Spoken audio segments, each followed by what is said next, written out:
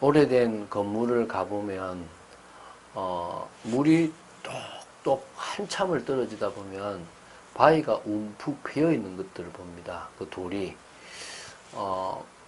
이렇게 물이지만 계속 떨어지면 어느 순간에 그것이 이렇게 그 돌을 조금씩 깨 나가듯이 우리의 인생에 잘못된 각인과 또 잘못된 뿌리와 잘못된 체질을 가지고 있다고 하더라도 매일 말씀 속에 계속 있다면 이게 아무 표 없는 것처럼 보이지만 어느 순간 우리의 올바른 각인, 올바른 뿌리, 올바른 체질을 가질 수 있도록 우리 인생을 바꿀 줄로 믿습니다.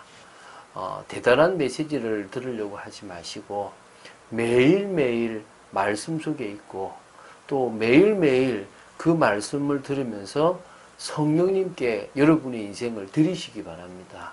주님은 나의 주인이십니다. 내 마음의 문을 엽니다. 주님께서 오늘도 나에게 역사하셔서 모든 것을 주장하시고 가르쳐 주십시오.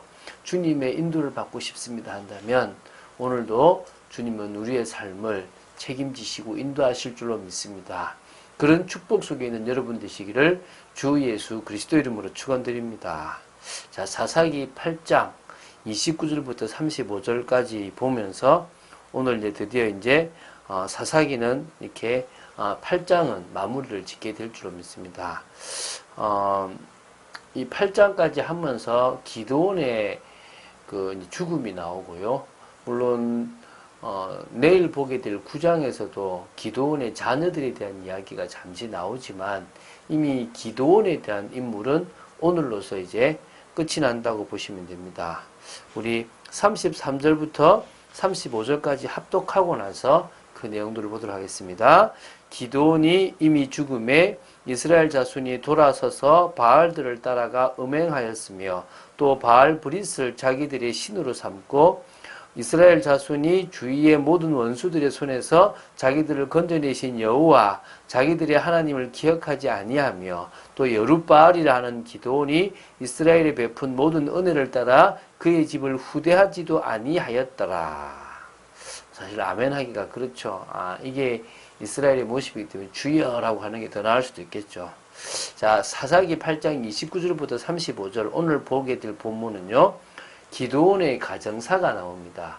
아내가 많았고 아들들이 많았다는 얘기. 그리고 기드온의 죽음이 나옵니다. 그리고 그 후에 기드온이 죽은 이후에 이스라엘이 하나님의 은혜를 잊어버리고 배교하는 그런 문제까지 다루고 있습니다.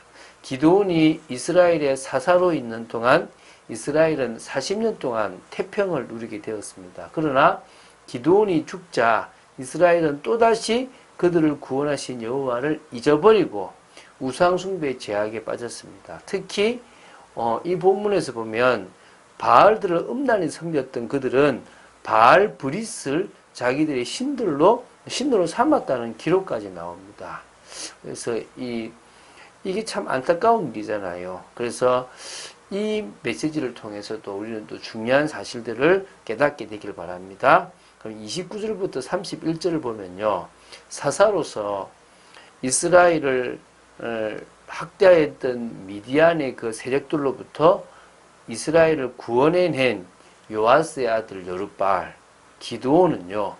이제 이스라엘의 평화를 찾고 나서는 더 이상 뭔가 사사로서 왕으로서 뭔가를 다스리고 지도하기보다는 자기 집으로 돌아가서 자기 집에 거주하면서 편안한 여생을 보냈다고 보시면 됩니다.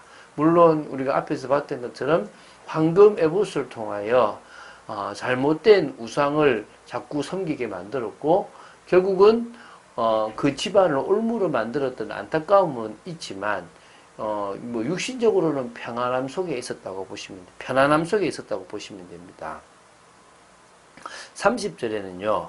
기드온이 많은 아내와 많은 자식을 두었다라고 이야기하고 있습니다. 그래서 아들만 70명입니다. 뭐 아들만 낳았겠습니까? 딸들도 있을 수 있는데 아들만 70명을 낳았는데요. 이것은 이방 왕들이 호사스럽고 타락한 생활상을 그 가지는 모습하고 비슷한 모습이라고 보시면 됩니다.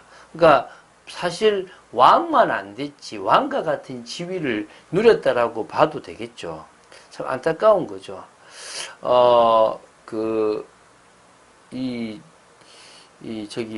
그런 중에도요, 오늘 뭐가 나오냐 그러면 31절에는 세겜에 있는 그의 첩도 아들을 낳았는데 그 이름은 아비멜렉이라고 이름을 했답니다. 참, 이게, 지금, 누굽니까? 기드온이 살고 있는 곳은, 므낫세 지역이 있는 바로 이제 그곳입니다. 그러니까, 지금 오브라라는 곳에 살았는데요. 이 세겜은 어디냐 그러면 에브라임 지파 땅이라고 보면 돼요. 지파가 다르니까 땅으로 말하면 도가 다르다고 보시면 됩니다. 그래서 이 세겜은 어디냐 그러면 므낫세 지파와 에브라임 지파의 경계상에 있는 도시라고 보시면 되고요. 그리심산에 이웃한 그런 지역이고요. 그래서 에브라임 산지에 위치한 곳으로 보시면 됩니다. 그래서 사사시대의 세겜은 가나안 우상 숭배의 중심지였다고 보면 되고요. 이 바알 브릿이라는 우상의 신전이 위치하고 있었습니다. 그러니까 이곳에서부터 바알 브릿이라는 신이 이 이스라엘의 우상이 되었다고 보시면 되겠죠. 그러면 이 므낫세의 땅이었던 오브라에 살았던 이 기드온이 어디까지 가가지고요? 다른 도에 있는 지금 에브라임 지파에 있는 세겜에까지 가가지고 거기에 있는 이쁜 여자를 첩으로 두고 거기서 아이를 낳았는데 그 아이가 아비멜렉이라는 겁니다. 참, 그러니까 이게 참 보통 남자는 아니겠죠, 그죠? 이 아비멜렉이 이제 9장에서 볼 때 자기 형제 70명을 죽이려고 했던 인물이기 때문에 이 부분에 대해서 이제 조금 이렇게 명확하게 기록해 놨는데요. 참 형제를 죽이는 끔찍한 일을 했습니다. 그거는 내일 보도록 하겠습니다. 자, 이제 32절에는요. 기드온은요, 나이가 많이 들어서 죽었습니다. 그러니까 편안하게 살다가 장수하다가 죽었다고 보면 되는데요.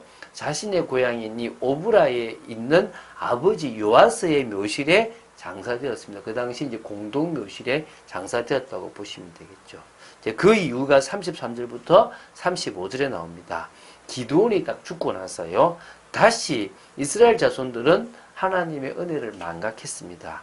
그 기록이 사실은 34절에 나온다고 보면 됩니다. 이스라엘 자손이 주위의 모든 원수들의 손에서 자기들을 건져내신 여호와 자기들의 하나님을 기억하지 아니했다라고 나옵니다. 잊어버렸다는 거예요. 다시 말하면 이스라엘의 가장 큰 문제는 망각하면 안 되는, 그것도 절대 망각하면 안 되는 하나님의 은혜를 망각해버린 겁니다. 잊어버린 겁니다. 그러니까 뭡니까? 다시 하나님으로부터 돌아서서 바알을 섬기게 되는 겁니다. 음행을 하게 되는 것입니다.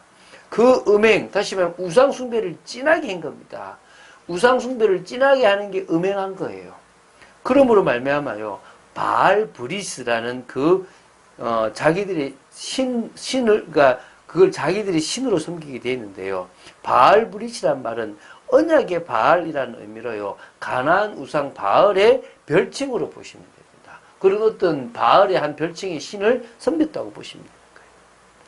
사단의 역사 속에서 결국 이스라엘 자손은요, 잊어버리는 거예요, 잊어버리는. 그리고 뭡니까? 자신들의 그 쾌락과 육신적인 걸 따라서 바알을 쫓게 되는 겁니다.